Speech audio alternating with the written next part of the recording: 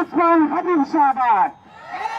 সুতরাং এই জনতা বাংলাদেশকারী স্বাধীনতাকামী জনতা, তাদেরকে কোনোভাবে বিভ্রান্ত করা যাবে না। আমরা শুধু এখানে শুধু শহীদ হাবিব হত্যার ব্যাখ্যা নেওয়ার জন্য, অন্য কোনো উদ্দেশ্য আমাদের নাই।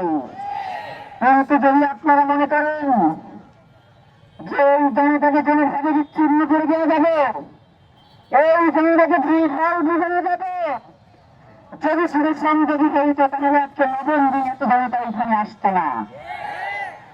তারা এখন একজন শহীদ উসমান হাবিব হয়ে গেছে, তারা এখন রক্ত দিতে শিখে গেছে। শহীদ উসমান হাবিব বলেছিল যে যদি তিনি আঘাত আসে সবার আগে আমার গায়ে আসতে হবে। তিনি সেটাকে প্রমাণ করে দিয়েছেন না।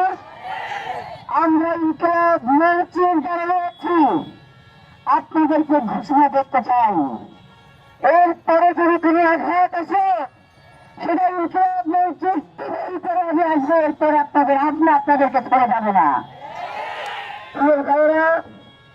এখন স্লোগান হবে, আমরা এই স্লোগানের মাধ্যমে দিল্লির মসনদকে কাঁপিয়ে দিতে চাই।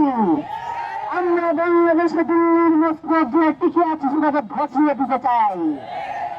বাংলাদেশে হয়ের কতগুলো প্রতিষ্ঠান রয়েছে যারা বাংলাদেশ বিরোধী ষড়যন্ত্র লিপ্ত।